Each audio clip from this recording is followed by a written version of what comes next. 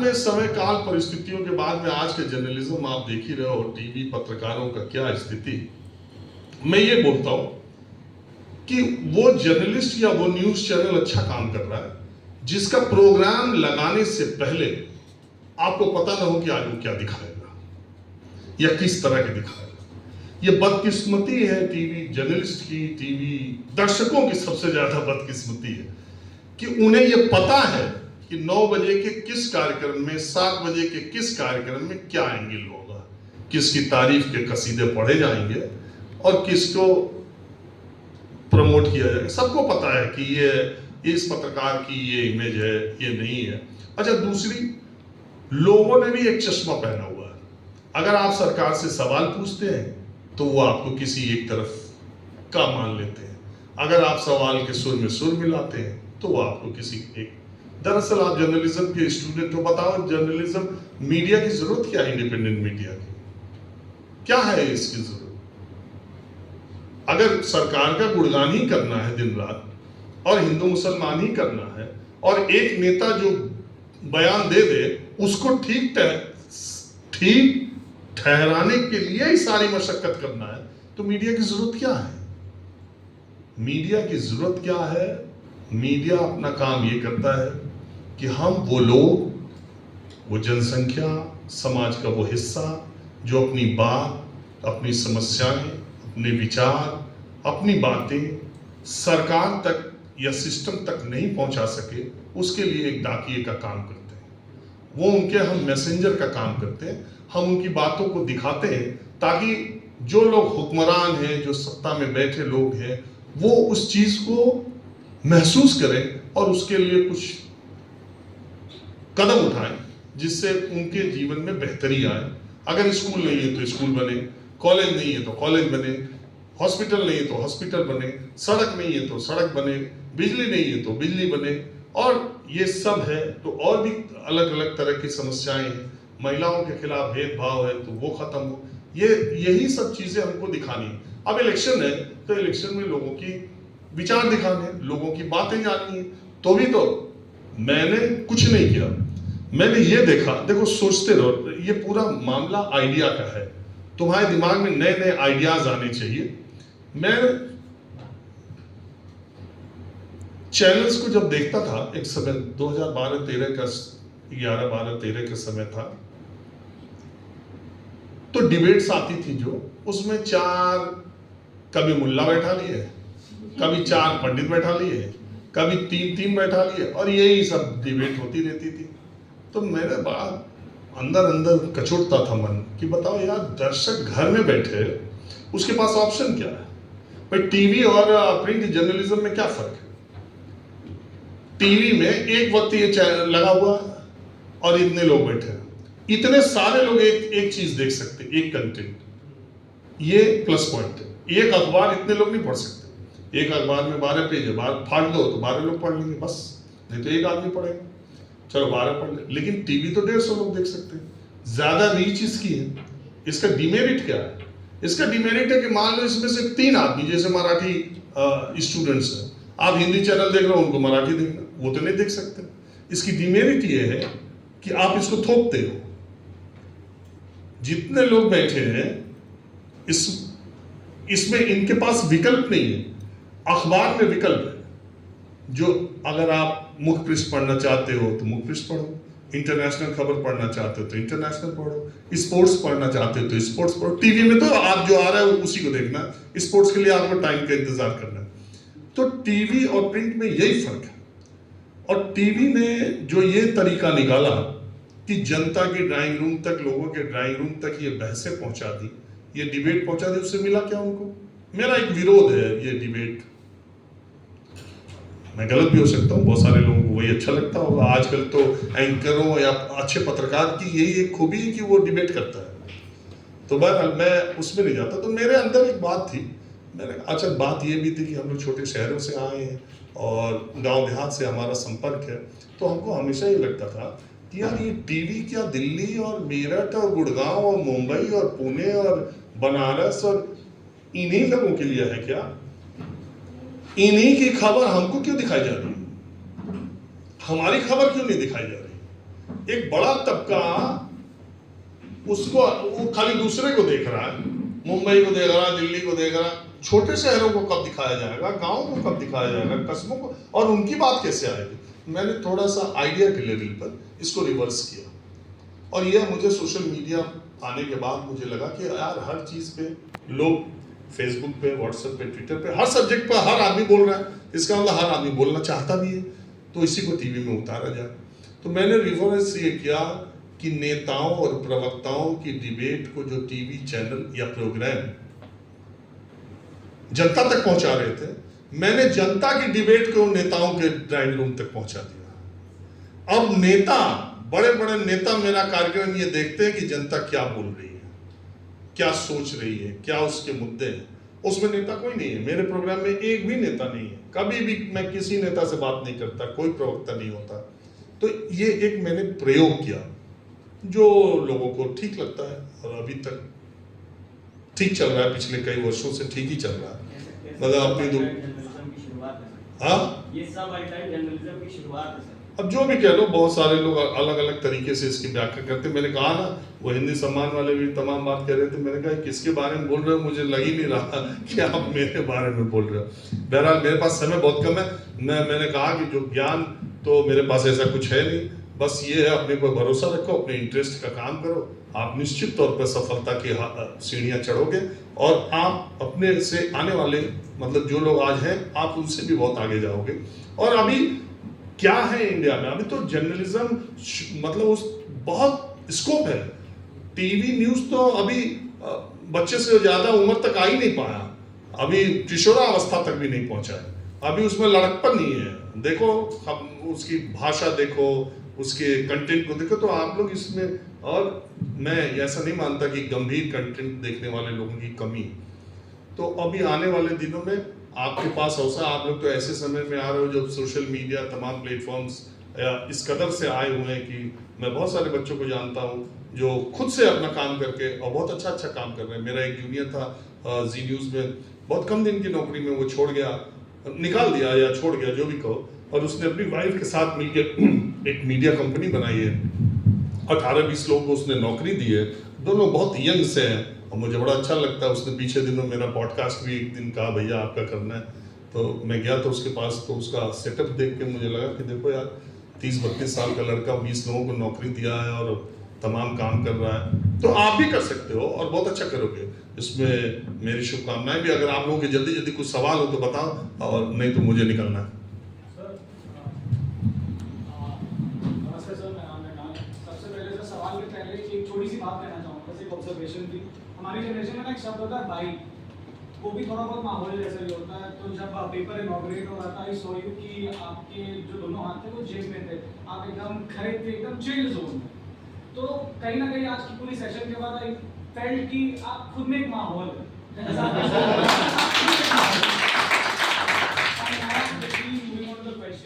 आपने बताया कि जो बॉस होता है हमेशा मीडियोकर होता है, कोई भी सुपीरियर मोस्टली। तो सवाल ये कि एक टिप चाहता हूँ मैं आपसे, क्योंकि जैसे कि आपकी फ्रेशी मेरे बॉस रहे, लेकिन मैं एक बात बताऊं, हर बॉस मीडियाकर ऐसा नहीं हो। मैंने कहा जो बॉस दिखना चाहता है, जो बॉसिज्म करता है, वो अक्सर मीडियाकर होता है। बॉस तो हमारे बहुत बॉस ऐसे भी रहे जिन्होंने कभी एहसास ही नहीं कराया जो हमारा सुपीरियर है। जो ये एहसास, बॉसिज्म का एहसास कराता वो मीडियाकर ही होगा, ये तय लिखो हमेशा, चाहे नेतागिरी में हो या जर्नलिज्म में। सर, तो एक पर्सनल टिप चाहता हूं मैं आपसे, like when you were a fresh, जब आप एक रुकी नए आपने शुरू किया था 30 साल की उम्र में से, तो तब से लेकर अभी तक, from that first step of the ladder to अभी तक इस मुकाम पे जहां पे आप इतनी अच्छी पद पे, पोजीशन पे, आपको कई सारे ऐसे लोग मिले होंगे through the hierarchy, through the chain, जिनके डिसीजन से या फिर जिन्होंने आपसे शायद कहीं ना कहीं ऐसा हो कि उनकी रिजिडिटी के कारण आपसे कई अवसर छूटे हो, अपॉर्चुनिटीज छूटी हो, या फिर जहाँ पे आपको वो ना मिला हो जो आप जनरली डिजर्व करते थे। How did you deal with it? आप कैसे डील करते थे इस एडमिनिस्ट्रेशन हायरार्की की रिजिडिटी से? देखिए, आपका सवाल बहुत बच्चों के दिमाग में आता है। मैं ये मानता हूँ कि अगर आप अपनी असफलता का क्रेडिट या कारण दूसरे को देते हो तो आप सबसे कमजोर आदमी हो। कोई आपका रास्ता रोक नहीं सकता। हाँ, अगर मेरा कोई ऊपर वाला आदमी, उसकी रिजिडिटी या उसके ऐसा हुआ है, बहुत बड़ी शख्सियत है मीडिया की जिन्होंने मेरे साथ बहुत अपमानजनक व्यवहार किया, मगर मैंने उनके साथ कोई बुरा एक शब्द आज तक जिंदगी में नहीं कहा। कभी किताब लिखूंगा तो जरूर लिखूंगा, तो मैंने उनसे कभी नहीं, और मेरा आज तक उनके प्रति कोई भाव ऐसा नहीं है कि मैं इस आदमी से बदला लूंगा मैं इन्हें कभी जवाब दूंगा। मुझे लगता है मुझे अब वो देखते होंगे तो उनको अपने उस व्यवहार पर खुद ही शर्म आती होगी, लेकिन मैंने ये नहीं माना कि उनके उस बर्ताव की वजह से मेरे रास्ते रुक गए। वो सारे रास्ते रुकते रहे और मैं अपने रास्ते पे चलता रहा। मैं हमेशा अपने जूनियर्स से कहता हूँ जो कंपटीशन की तैयारी करते हैं कि देखो, जब रास्ता सपाट हो तो आदमी को मंजिल का और रास्ते का मजा नहीं आता। जब तुम्हें लगे कि लाइफ बहुत कंफर्टेबल चल रही है तो उसको पटरी से उतार दो, तब तुम्हें पता चलेगा मंजिल पर चलने का मजा क्या है। जैसे आप एक्सप्रेसवे से जा रहे हैं तो यहां से नासिक चले जाओ, समृद्धि हाईवे पे गाड़ी चलती चली जा रही है, आपको कोई क्या है, बाय बाय देखो पहाड़ है, फिर थोड़ी देर सो जाओ, फिर देखो और मान लो आपको मालूम नहीं है और 10, 20, 50 किलोमीटर बाद वो हाईवे धंस जाए अंदर और आपको आज ही जाना हो नासिक, फिर जो वो रास्ता खोज के नासिक जाने का मजा आएगा और वो जो एक्सपीरियंसेस आपको होंगे वो लाइफ लॉन्ग याद होंगे। ऐसे नासिक से अमरावती आते जाते रहो, 100 बार आओ, कभी नहीं याद आएगा। जो कठिनतम सफर होता है वही याद रहता है और वही आपको सीख देता है। मैं नहीं मानता कोई भी आदमी किसी आदमी का रास्ता रोक सकता है। हाँ, जो दूसरे को कहता है कि उस आदमी की वजह से ऐसा नहीं हुआ, तुम होती तो ऐसा होता, तुम होती तो वैसा होता, ये सब फिल्मों की कहानियां, ये सब ठीक है। कोई किसी का रास्ता नहीं रोक सकता। ये मैं अपने पर्सनल इस उम्र में आके 30 साल 25 साल गुजार के मैं आपको ये बता सकता हूँ। लेकिन हाँ, आपको रिएक्ट भी नहीं करना चाहिए और ना ही डिप्रेशन में आना चाहिए। उचित अवसर की तलाश करनी चाहिए और तब अपनी चाल चलनी चाहिए, किसी की ट्रैप में नहीं फंसने का। क्योंकि ज्यादातर लोग, देखो ये मानव स्वभाव है कि किसी को आगे बढ़ते हुए कोई देखना नहीं चाहता। बहुत सारे लोग किसी की लकीर, अपनी बड़ी लकीर बनाने के पहले दूसरे की छोटी करना चाहते हैं। ये एक मानव स्वभाव है, उसमें आपको नहीं पड़ना चाहिए, मुझे ऐसा लगता है। बहुत सारे लोग कहते हैं कि सर आप बड़ा मस्त रहते हो। मैंने कहा मैं इसलिए रहता हूं कि मुझे दूसरे के बारे में कोई ख्याल ही नहीं। मेरे बीवी बच्चे इससे बहुत परेशान रहते हैं कि यार आप जो है पापा 20-20 दिन, आप 15-15 दिन बाहर रहते हो, इतना कम फोन करते हो, कभी ये हो, आपकी याद नहीं आती? हमने ना, बिल्कुल नहीं आती। हम जहां हैं हम वही रहते हैं। अगर हम घर में रहते हैं तो हम घर में ही पूरा इन्वॉल्व रहते हैं, मगर हम अमरावती आए हैं तो हम यहाँ का अच्छा खाना खाएं, यहाँ के अच्छे मंदिर में जाएं, यहाँ की अच्छी जगहों को देखें, यहाँ तुम लोग जैसे अच्छे बच्चों से मिलने आए, यहाँ के आदिवासी इलाके में जाएं कि हम बीवी और बच्चों से वीडियो कॉल पर लगे रहे, तो फिर हमारा यहाँ आने का मतलब क्या हुआ? तो जहाँ हो, एक तो आप वहाँ इन्वॉल्व रहो। सबसे बड़ी चीज जिंदगी में देखो, ध्यान रखो, आप अमरावती में सुबह शाम मम्मी पापा को आधे घंटे फोन पे बात कर रहे हो, फ्रेंड से बात कर रहे हो, तो अपना समय बर्बाद कर रहे हो। आप अमरावती को एक्सप्लोर करो, आधा घंटा वीडियो कॉल और यहाँ वहाँ मम्मी से बात करने से अच्छा अमरावती की किसी जगह जाओ, किसी गांव जाओ, वहाँ की एक रिपोर्ट बनाओ, हॉस्पिटल जाओ, वहाँ के लोगों से पूछो, उसको वो 1 घंटा आप अपने प्रोफेशन में कुछ सीखने के लिए बिताएं तो ज्यादा बेहतर होगा। हाँ बताएं, और कोई सवाल? हाँ बताओ भाई। सवाल तो ये है कि आपसे मिलने के लिए 4 बरस लग गए। 2020 में आप सासाराम गए थे, वहाँ मिल नहीं पाए, फिर इंटरसिटी इधर का आप पटना चले गए, पटना भी नहीं मिल पाए, फिर आज मिल गए। ये सवाल है? सवाल नहीं जा रहे सर। सवाल यही है सर कि सवाल कुछ अपना भी रिलेटेड है और आपका भी रिलेटेड है, इसलिए पूरा पहले बता देता है। अग्निवीर के रिलेटेड है सर।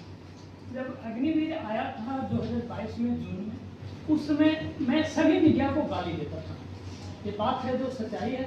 मगर उस समय आपके सौगत चौधरी, उस संदीप चौधरी और आप 2 लोग थे। उस समय आपने बोला डिप्रेशन, मैं बहुत ज़्यादा डिप्रेशन में चला गया था सर।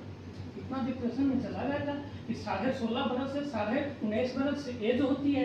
और 2020 में शायद मेरा हुआ था एयरफोर्स एक ग्रुप में, और कोरोना में आकर सब बेटिंग रहा, और बेटिंग के बाद 2022 में एक बार ख़त्म कर दिया गया। उस समय आप हमारे दिल में बस गए। लगा उस समय कि कोई तो पत्रकार है जो उस पर आवाज़ उठा रहा है। आपने कहीं जगह गए, बहुत जगह गए, और अग्निवीर पर हमेशा रिपोर्टिंग की है, वो याद है सर। तो उस वैसा रिपोर्टिंग करने के लिए आपने क्या योगदान, वैसा किस प्रकार हम लोग भी कर पाए सर? तो उसमें कोई वो थोड़ी नहीं है फॉर्मूला। अरे सरकार कोई भी योजना लेके आई, मैं जैसा आप बता रहे हो उस समय मैं आजमगढ़ में बाई इलेक्शन हो रहा था लोकसभा का, निरोवर चुनाव हो रहा था और धर्मेंद्र यादव, मैं उस वक्त वहाँ था, मैं आजमगढ़ का रहने वाला भी हूँ, मैं वहीं पर था। तो एक दिन ये जो प्रेस कॉन्फ्रेंस हुई, मोदी सरकार तो देश के इतिहास में चौंकाने वाली सरकार के तौर पर ही जानी जाएगी। तो उन्होंने बहुत सारे चौंकाने के फैसले किए। तो उन्होंने ये फैसला जब हुआ तो मैंने उसको वो प्रेस को मुझे अच्छे से याद है, मैं होटल में था और बहुत गर्मी थी, जून का महीना था शायद। तो मैं सोच रहा था कहाँ जाऊँ, कहाँ से प्रोग्राम करूँ, टीवी देख रहा था, तब तक ये प्रेस कॉन्फ्रेंस शुरू हुई। मैंने सोचा यार ये बताओ, इन्होंने फौज में भर्ती की प्रक्रिया ही बदल दी, और ये पेंशन भी नहीं मिलेगी, और ये 4 साल की नौकरी होगी, और वो अच्छा फैसला है खराब फैसला, इसकी समीक्षा 10-20 साल बाद होगी। जैसे मैं हमेशा कहता हूँ 370 रहने से कश्मीरियों को क्या फायदा हुआ, 70 साल रहा तो क्या फायदा हुआ, हट गया तो क्या नुकसान है। जरा 10-20 साल हट के भी देख लो, 10-20 साल तो समय दो, तब तो पता चले कि वो अच्छा था कि ये अच्छा था। जब खत्म हुआ तब मैं गया था कश्मीर, तो मैं लोगों से पूछा कहा किसको गांव में भी नहीं पता था, किसी कश्मीरी गांव में चले जाओ 370 था तो क्या मतलब, नहीं था तो क्या, और किसी को कुछ नहीं मालूम। अब मालूम हो रहा है उन्हें, क्योंकि जब से गैर कश्मीरी अधिकारी उनकी तहसीलों में, एसडीएम कार्यालय में इधर उधर आ रहे हैं, तो उनको थोड़ा तो आपने जो सवाल पूछा, तो इसमें कोई रॉकेट साइंस नहीं है। मैं एक पत्रकार हूँ, मैंने प्रेस कॉन्फ्रेंस देखी और मैंने देखा कि इन्होंने तो नियम बदल दिया सब, तो इसका रिएक्शन सबसे अच्छा, या ये तो सरकार ने अपनी बात की, अब जनता और वो नौजवान जो फौज में जाने वाले, वो इस फैसले पर क्या बोलते हैं और क्या देखते हैं। तो मैं चूंकि आजमगढ़ का हूँ, तो पूरे पूर्वांचल के लोगों को पता है कि सबसे बड़ा गांव जिससे कि सेना में लोग जाते हैं वो गहमर है। आपके डायरेक्टर साहब उसी जिले के, तो मुझे मालूम था गहमर है। मैंने तुरंत मुझे रास्ता भी पता है, खैर मैंने गूगल मैप में सर्च किया, 2-2.5 घंटे का रास्ता था। मेरे पास गाड़ी, ड्राइवर 24 घंटे रहते हैं, इनोवा गाड़ी थी मेरी, मैंने ड्राइवर का ये लो मैप, सीधे उधर चलो। और मैं सीधे उसी दिन, जिस दिन अनाउंस हुआ उसी दिन मैंने शाम को इलेक्शन छोड़ दिया। मैंने कहा आज इलेक्शन नहीं होगा, आज ये बड़ा इशू है, आज नौजवानों आज किसानों से बात करते हैं, जवानों से बात करते हैं। और मेरा वो प्रोग्राम शुरू हुआ, जैसे ही मैंने पहला माइक लगाया, वो रिटायर्ड एक, मुझे अभी तक याद है, रिटायर्ड सूबेदार मेजर थे, मैंने उनसे रिएक्शन लिया, वो रोने लगे। जैसे ही मैंने पूछा इस फैसले पर आपको क्या बोलना है, और माइक लगाए, वो पपक के रोने लगे, और वो रोते ही रहे 30-40 सेकंड तक रोते ही रहे, और मैंने कुछ नहीं बोला। और फिर उसके बाद मुझे याद है मैंने शायद बोला कि यही रिएक्शन है करके फिर आगे प्रोग्राम किया। तो उसके बाद मैं लगातार, जैसा ये कह रहे हैं, बहुत शुक्रिया आप देखते हैं, तो मैंने लगातार वही प्रोग्राम किया। अग्निवीरों पर ही बहुत सारे प्रोग्राम किए, कम से कम 20 प्रोग्राम किए। और संदीप चौधरी हमारा फ्रेंड, आमतौर पे हम दोनों आगे पीछे आते थे, तो एक तरह के इश्यूज को, किसानों का जो धरना प्रदर्शन था, उसको सिर्फ हमने किया। और वो हालात ऐसे हो गए कि वहां पे जो दूसरे चैनल के जो स्टूडियो में बैठे पत्रकार है, कोई कहे ये खालिस्तानी है, कोई कहे पाकिस्तानी है, कोई कहे कनाडा से पैसा आ रहा है, कोई कहे कहीं से पैसा। अरे भाई कहीं से पैसा आ रहा है,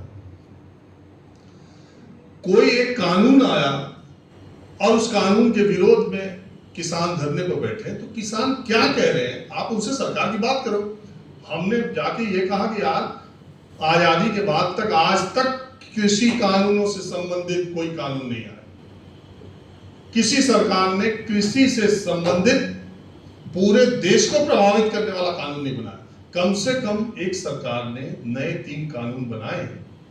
आप इन कानूनों पर समीक्षा करो, बात करो। किसान अपनी बात कहते थे कि यार कानून बनाए तो इसे कोरोना के अध्यादेश के लिए क्यों बनाया, और अब जो बुलाने के लिए, अब जो बात करने के लिए बुला रहे हैं तो ये हमसे पहले बात करके क्यों नहीं बनाया। तो ठीक है, उनकी भी बात जायज है। अब आप यकीन मानिए, मैं तो जानता नहीं, किसी मंत्री के यहाँ जाता नहीं, किसी नेता से मेरी जान पहचान नहीं। जो मेरे स्टूडेंट लाइफ में लोग जान पहचान के थे, बाद में नेता बन गए, मेरा रिश्ता सिर्फ उन्हीं से है। मेरा कोई मंत्री किसी एमपी के यहाँ, न मैं किसी के यहाँ चाय पीने जाता हूँ, न मैं किसी की पार्टी में जाता हूँ, न किसी को होली दिवाली मिलने जाता हूँ, न मेरा घर का एड्रेस किसी को पता है, न कोई गिफ्ट मुझे आता है, न मेरा किसी से मतलब। मुझे उस समय के कृषि मंत्री के पीआरओ ने फोन किया कि भाई साहब आपका प्रोग्राम रोज देखते हैं, मंत्री जी भी देखते हैं, हम लोग भी देखते हैं। किसानों का जितना अच्छा फीडबैक आपसे मिलता है कि ये क्या चाहते हैं, उतना कोई दिखाई नहीं है, क्योंकि उनके वाले चैनल तो उनको पाकिस्तानी बना, तो कहां से दिखाएंगे। वो जब चैनल वहां किसानों से बात ही नहीं करेंगे तो किसानों का वर्जन आएगा कहां से। हुआ ये कि 3, 4, 5 महीने, यकीन मान लो 4-5 महीने बीते, तीनों के दिल्ली के बॉर्डर पर बैठे किसान किसी चैनल का माइक देखते थे तो दौड़ा लेते थे, किसी चैनल का, और रिपोर्टर्स माइक छुपा करके जाते थे और वो वेट करते थे हम लोग के आने का। जब हम आते थे वहां, हम लोग तो रोज करते थे, कभी यहाँ कभी वहां, तो जब हम लोग आते थे तो दूसरे चैनल के रिपोर्टर माइक छुपा के पीछे पीछे, सर कुछ होगा तो देखिएगा। तो हम लोग के जाते वो बोलते आओ। अरे भाई, हम किसके लिए हैं? हम सरकार के भोपू हैं या किसानों की बात सरकार तक पहुंचाने के लिए? और इसमें एजेंडा नहीं होना चाहिए कि आप खाली खिलाफ ही बोल रहे हैं सरकार के भी। संवाद होना चाहिए लोकतंत्र में ना। तो अब हो क्या रहा है, चैनल वाले भी मन की बात, नेता भी मन की बात, यूट्यूबर्स भी मन की बात, पीछे पर्दा लगा लिए, 20 किताब सजा लिए और खड़े हो जा रहे, हर मुद्दे पर उनका एक वीडियो आ जा रहा है। लो, देखने वाला भी 3 मिनट देख रहा है, पेट पे रख के सो जा रहा है, वीडियो खत्म हो जा रहा है, उसका व्यू कंप्लीट हो जा रहा है। ये दुनिया में चल रहा है। तो आप जन की बात करो, लोगों की बात करो, ज्यादा से ज्यादा आप जो भी अग्निवीर एक फैसला था जो बहुत सारे लोगों को प्रभावित किया, बहुत सारे लोग उसके पक्ष में भी बोलते हैं, पक्ष विपक्ष दोनों आप सामने रखिए। किसी भी चीज के 2 पक्ष हो सकते हैं, तो दोनों पक्ष सामने रखिए और आदमी को फैसला करने दीजिए, सरकार को फैसला करने दीजिए। उसमें समीक्षाएं होती रहती है। मैं आपको बताऊं, प्रधानमंत्री की एक रैली में मैं गया, इलेक्शन बनारस, मैं निकला, वहां महिलाएं खड़ी थी, मैंने सोचा कुछ इनसे बात करता हूँ, तो मैंने भोजपुरी में शुरू किया, कहा कहाँ से आते हो? तो मैं आवा थे रैली में सर मोदी जी के, और फिर ऐसे ही हमने शुरू किया बातचीत। तो हम कहे मोदी जी की सरकारिया ठीक का ठीक है, तो हम कह रहे वही रैली में करो, तो कहते का ठीक है, कब देखा तो सिलेंडर कितना महंगा किलो है हमने। तो वो 5-6 महिलाएं थी और फिर मैं भोजपुरी में बात करने लगा, कहते देखा तो सिलेंडर कितना महंगा किलो है, हमके 5 किलो आने जो तो देते हो, तो कहते आने जो खाई सूखे खाई तेल ना चाहिए। तो वो बोलने लगी सब कि का खाई, सूखे खाई, खाली आने जो खाई, खाली चावल गेहूं खा ली, चना ना चाहिए, नमक ना चाहिए, तेल ना चाहिए। तो मैं आप थोड़े से और बात किया, मतलब वो बोल रही थी कि सूखे अनाज कोई थोड़ी खा सकते हैं, तेल चाहिए, नमक चाहिए। अब देखो उसका असर क्या हुआ। मेरे उसी 3 मिनट के क्लिप को, मतलब वो क्लिप लंबी थी, उसके 1.5-2 मिनट को निकाल कर प्रियंका गांधी ने ट्वीट कर दिया, का खाई सूखे खाई, कैप्शन लिखा और मेरा वीडियो ट्वीट कर दिया। उस वीडियो को दिग्विजय सिंह ने, मतलब कांग्रेस, अब प्रियंका राहुल कुछ भी कर दे तो सबके सुबह की आरती ही है वो, तो सबको रीट्वीट करना ही था, तो वो सब रीट्वीट हो गए। तो उसका असर ये पड़ा, आप मेरा जाके वीडियो निकाल लो, प्रियंका गांधी का ट्वीट निकाल लो, और आप देखो यूपी इलेक्शन होने वाला था, 2021 की बात है, और आप देखो कि उसके कितने घंटे के भीतर उत्तर प्रदेश सरकार ने फैसला लिया कि अब अनाज के साथ 1 लीटर तेल दिया जाएगा, 1 नमक दिया जाएगा और चना दिया जाएगा। उस छोटी सी क्लिप का ये असर हुआ। चलो चुनाव बाद बंद हो गया, चुनाव बाद बंद हो गया, इसी तरह से मैं देख अभी मेरठ की एक मैंने स्टोरी की थी कोरोना काल में।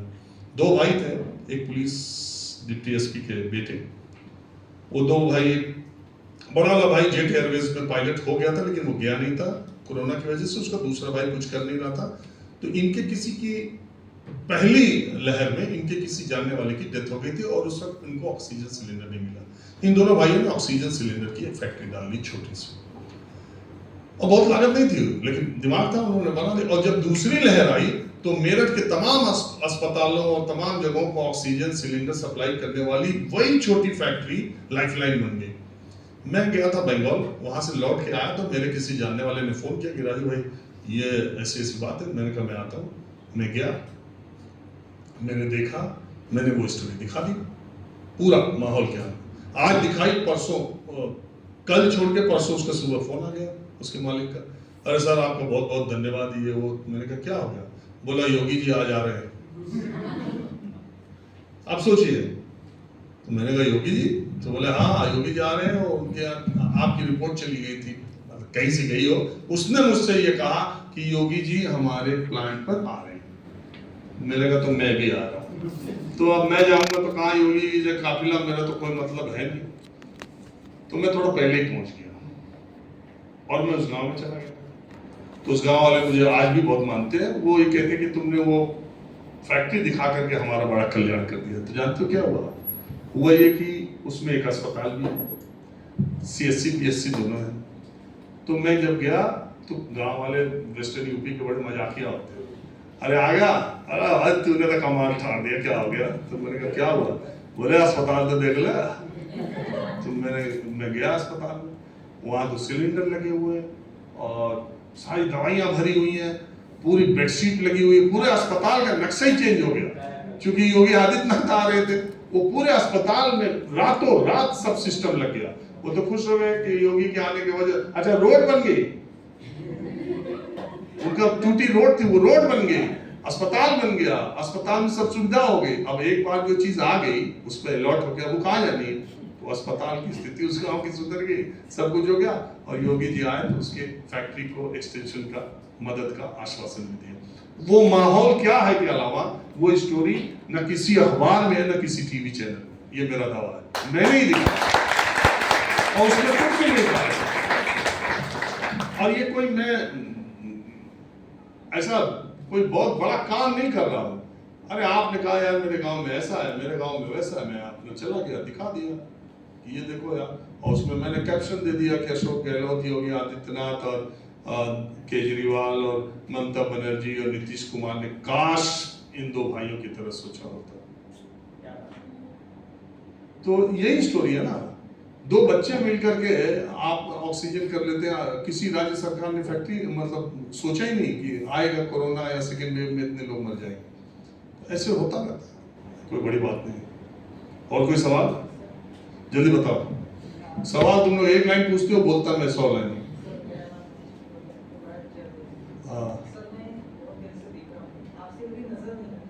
मेरा सवाल ऐसा है कि आप ऐसी जवाबी बोलने के लिए एक पत्रकार में क्या खूबी होती? खूब पढ़ना चाहिए, खूब पढ़ना चाहिए, खूब बोलना चाहिए।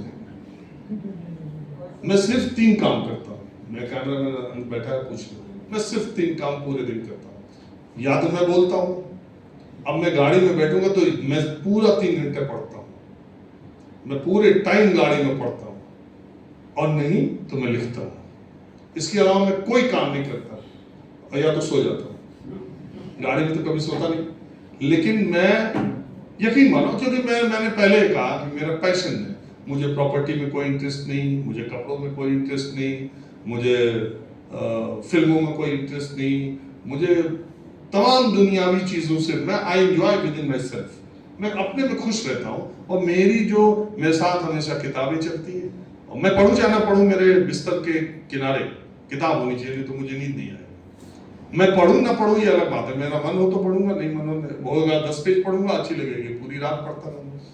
तो मुझे लगता है कि और थोड़ा ये गॉड गिफ्टेड भी है, बात उन्हीं में पहले से और थोड़ा आप डेवलप कर सकते हैं। ज्यादा पढ़ोगे तो तुम्हारे पास शब्द रहते हैं, ज्यादा सुनो, ज्यादा पढ़ो, ज्यादा लिखो, और अगर बहुत संकोच लगे तो आईने के सामने बोला करो, तो भी बहुत आदत सुधर जाती है।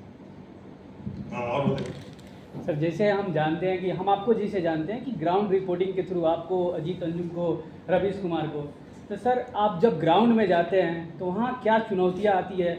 आपने बताया कि हमारा सैलरी जो बड़ा एक पहुंच होना चाहिए पत्रकारों का कि वहाँ से सूचना कलेक्ट हो सके, तो हम अपनी पहुंच कैसे बना सके, कैसे लोगों से मिल सके धरातल पर, तो उसको कैसे विकास करें? देखो, वो तो हम लोग जिस बैकग्राउंड से आते हैं उसमें जमीन पर जाना कोई नया काम तो है नहीं।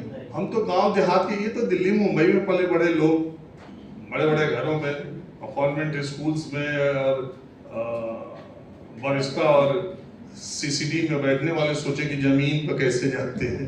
अरे भाई, हम तो जमीनी के हैं और गांव के ही है। गांव वालों से बात करने में, जमीन वालों से बात करने में हमें क्या प्रॉब्लम? हम तो उसी सोसाइटी के पार्ट हैं। और इसीलिए हाँ, ये जरूर है कि आप बातचीत कैसे करें। तो बातचीत के तरीके में सहजता तो बहुत जरूरी है। और दूसरा, संवाद का कार्यक्रम जो होता है, जैसे हम यहाँ संवाद कर रहे हैं, तो संवाद ऐसा नहीं, मैं ऐसे शब्दों का प्रयोग कर सकता हूँ जो हर लाइन में तुम लोगों को लगे कि इस शब्द का मतलब क्या है, लेकिन वो सिर्फ अपनी विद्वत्ता दिखाने के लिए कि मैं बहुत अच्छी हिंदी बोलता हूँ, बड़ी क्लिष्ट शब्दों वाली बोलता हूँ, तो सिर्फ तो वो संवाद नहीं हुआ। संवाद का मतलब जो मैंने बोला वो पूरा पूरा आपने समझा, और आपने जो मुझसे पूछा वो पूरा पूरा, टू वे कम्युनिकेशन।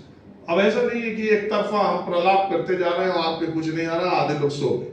सोते तभी है जब आपका संवाद जो है उबाऊ होता है या एक तरफा होता है।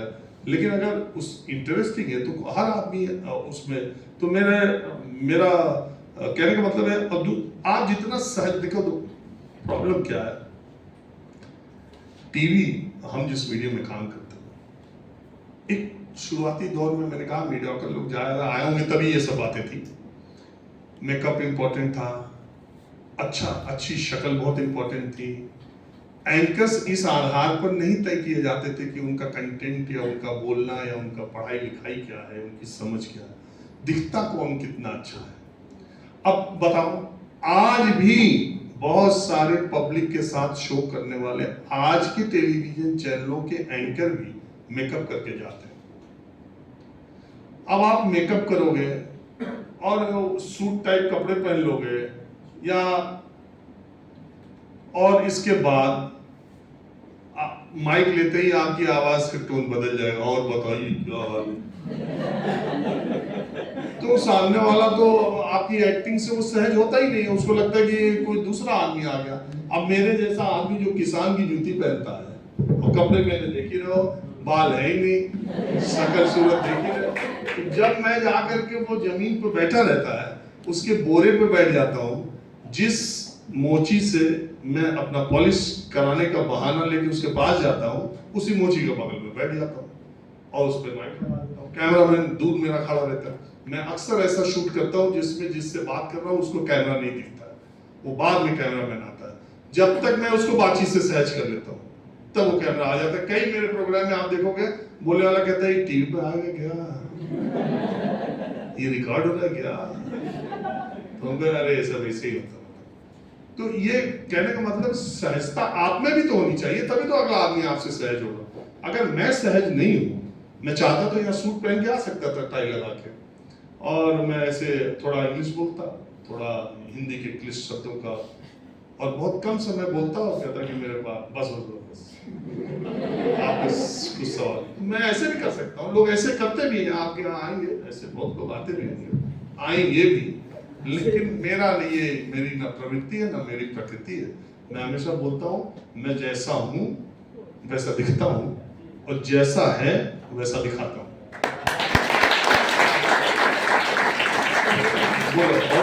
सर क्रॉस क्वेश्चन था सर, 1 मिनट सर, कंप्लीट हो जाए मेरा।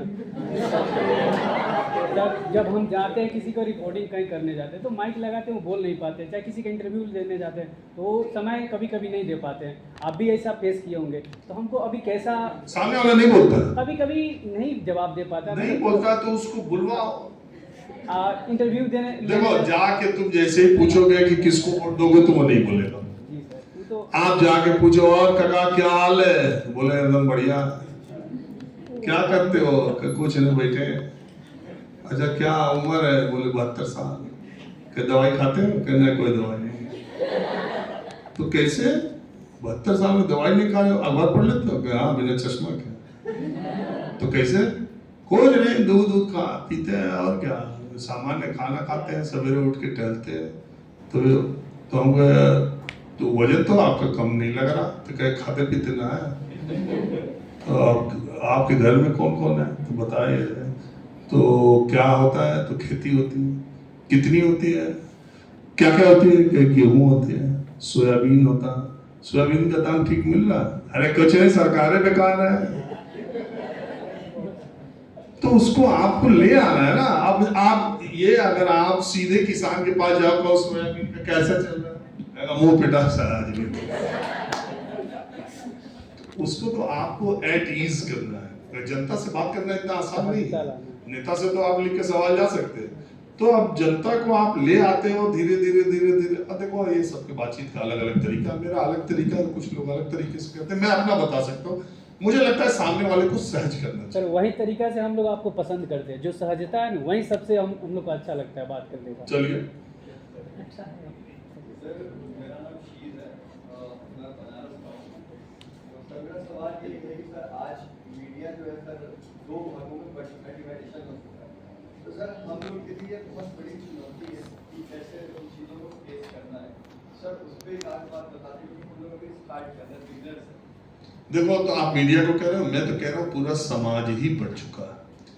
आज के राजनीतिक हालात में हर घर में डाइनिंग टेबल पर खाना खाते वक्त ही दो तरफ के लोग हैं। कोई इधर है, कोई उधर है, बीच वाला नहीं है। आप या तो एंटी गवर्नमेंट है या प्रो गवर्नमेंट है। और ये बात मैं केवल मीडिया के लिए नहीं कहता, ये पूरे समाज में हो चुका है। और इसकी वजह यह है कि लोगों के जागरूकता का, लोगों के जानकारी का अभाव है।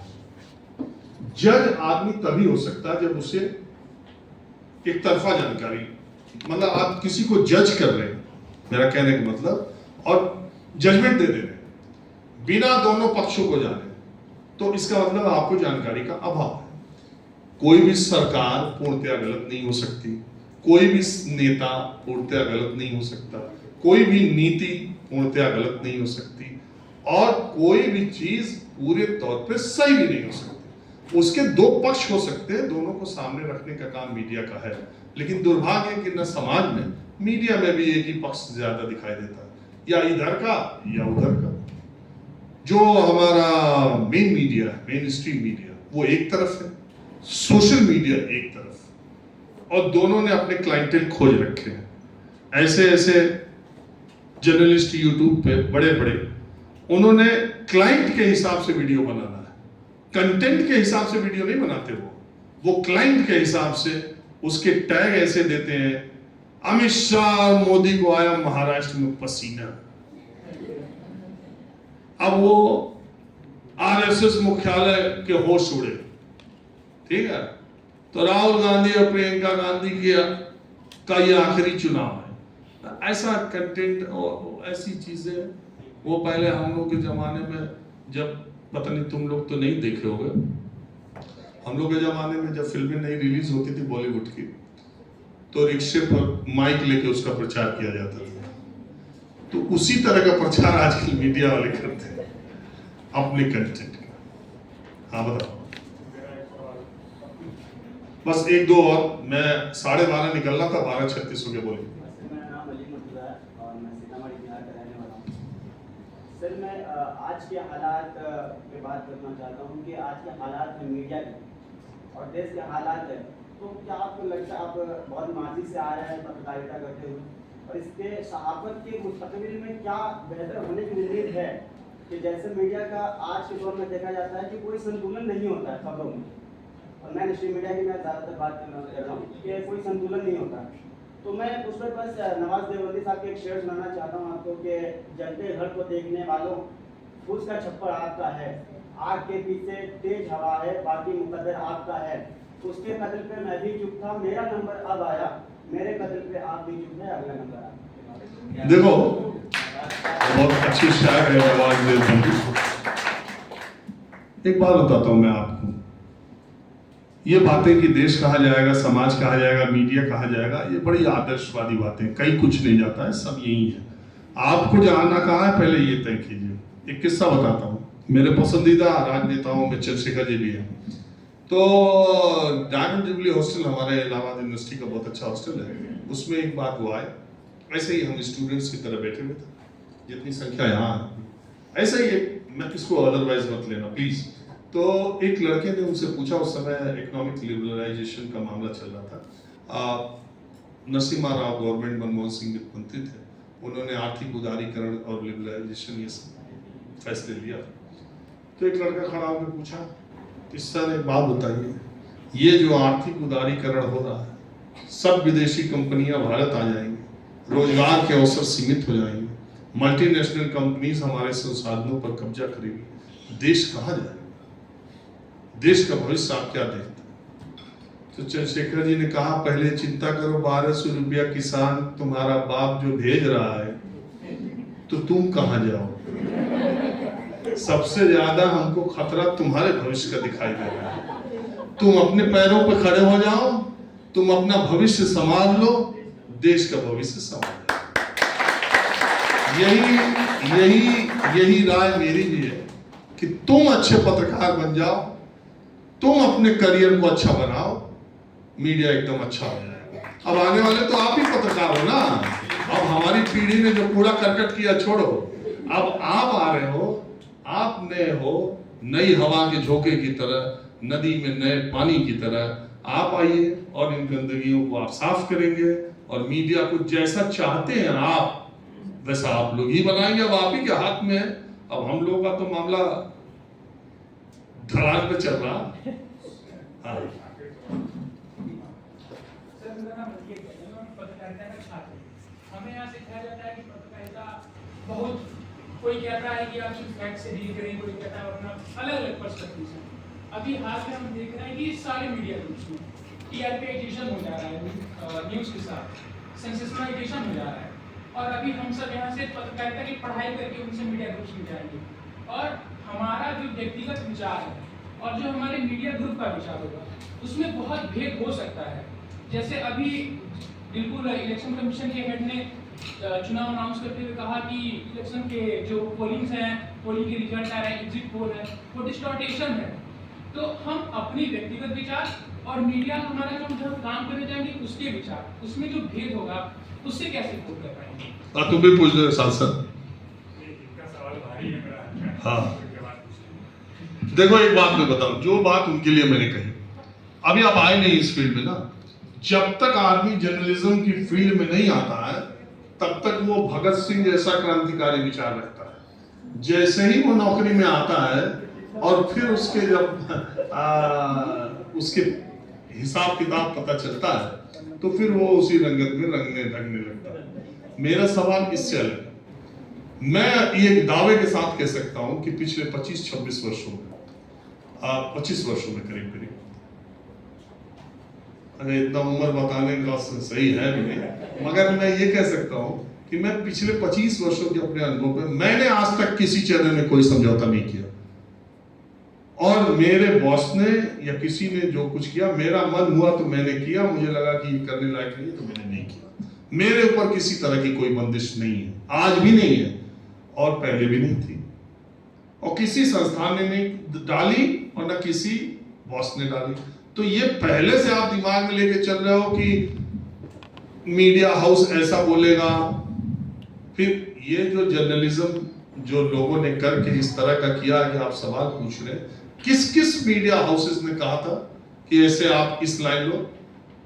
ये जर्नलिस्ट ने खुद का अपना एक मार्केटिंग, अपनी एक इमेज बनाने के लिए, अपना एक ऑरा बनाने के लिए लोगों ने अपनी अपनी लाइन पकड़नी शुरू की, अपनी पहचान बनाना शुरू की। मुझे तो नहीं लगता किसी मीडिया हाउस ने किसी पत्रकार को ये कहा कि तुम इस लाइन से चलो, पहली बात। दूसरी बात, जहां तक टीआरपी की बात करते हैं, हर वो आदमी जो टेलीविजन चैनल की टेक्निकलिटीज को नहीं समझता, वो उसकी टीआरपी को खूब समझता है। हर सड़क पे चलने वाला आदमी अरे ये तो टीआरपी के लिए करते हैं। एक बार आप जब इस फील्ड में आएंगे तो कितनी टेक्निकल और कितनी कठिन चीज है टीआरपी, तब आपको पता चलेगा। दुनिया में सबसे मुश्किल काम है पढ़ना और दूसरा सबसे मुश्किल काम है पैसा कमाना। पैसा ऐसा आसानी से नहीं आता। टीआरपी चैनल्स के रेवेन्यू का रिफ्लेक्शन है, मतलब टीआरपी से ही रिफ्लेक्ट होगा कि आपके चैनल में कितना रेवेन्यू आएगा। और अगर रेवेन्यू नहीं आएगा तो ये जो पत्रकारिता कर रहे हैं उनकी छटनी होगी, उनकी नौकरी नहीं होगी। कोई कैसे करेगा भाई? ये कोई एनजीओ थोड़ी है, सोशल वेलफेयर स्कीम तो चल नहीं रही। ये एक मैं सीरियस मतलब ये मैं सच और साफगोई से बातें करता हूं। ये एक बिजनेस है। चलो बिजनेस आदमी चला सकता है, घाटे में तो नहीं चलाएगा ना, फायदे में ना चलाए तो घाटे में तो नहीं चलाएगा। अब जब पत्रकार की छटनी होती है, लोग निकाले जाते हैं, तो ये होता है कि अब ये हो गया, पत्रकार आवाज नहीं उठा। अरे भाई हर जगह आवाज उठा रहे हैं, लेकिन ये भी बात है कि कल मेरा ही चैनल होगा तो मैं समझ रहा हूं ना, कल मेरा ही अगर चैनल होगा वो परफॉर्म नहीं करेगा तो वो बंद होगा, नहीं तो उसके लोग निकाले जाएंगे। ये तो हर जगह होगा। और आप अच्छा काम मैं मानता हूं टीआरपी क्या है, मैंने तो आज तक ये देखा जो प्रोग्राम ये सोच के किया गया कि इसकी टीआरपी अच्छी आएगी, उसकी नहीं आई। जब टीआरपी अच्छी आ जाती है तो लोग कहते हैं अभी इसी तरह का फिर बनाओ, लेकिन कोई आज तक टीआरपी का मास्टर नहीं हुआ। और टीआरपी की चर्चा करना भी बेकार, क्योंकि देखो दो तरह से टेलीविजन चैनल काम करते हैं, एक तो टीआरपी, दूसरा परसेप्शन। एनडीटीवी की टीआरपी प्रणय राय के जमाने में नहीं थी, बहुत कम थी, लेकिन उसका परसेप्शन था। जिसकी टीआरपी ज्यादा थी उसको चैनी खैनी के ऐड मिलते थे और उस एनडीटीवी को मर्सिडीज के ऐड मिलते थे।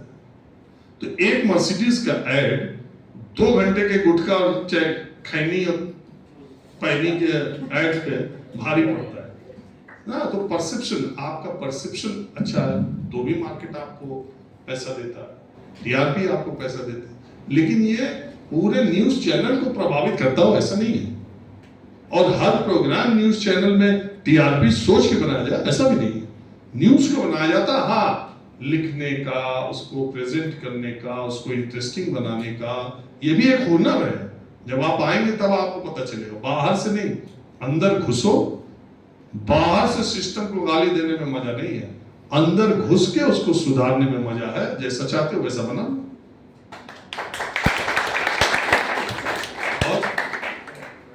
और लास्ट जब आपने अपने बारे में बताना शुरू किया तो एक बड़ी शुभ समानता हुई कि हमारे घर का नाम भी राजन है। अच्छा। तो एक राजन बाबू से दूसरे राजन बाबू सवाल पूछ रहे हैं। और मैंने सर निष्पक्षता और व्यवहार किताबों में पढ़ा है मैंने, आज एक स्वरूप देख रहा हूँ। और मैंने सादगी में भी खूबसूरत होना शायरियों में पढ़ा था, आज स्वरूप देख रहा हूँ। अरे चलो आगे सवाल सवाल ये है कि मतलब काफी हल्का सवाल है। संदेश भाटिया के साथ आपकी वीडियो थी, उसमें आपने कहा था कि आपको कपड़ों का काफी शौक है और 7 दिन सप्ताह में हर दिन आप अलग अलग रंग का पहनते हैं। तो आज मंगलवार है, लग रहा है मंगलवार का मरून है, तो उसकी क्या पीछे सीक्रेट है और वो शौक अभी किस तरह से है, बता सकते? देखिए कपड़ों का शौक तो मुझे ऐसा कोई शौक नहीं क्या, लेकिन ये है कि ठीक है,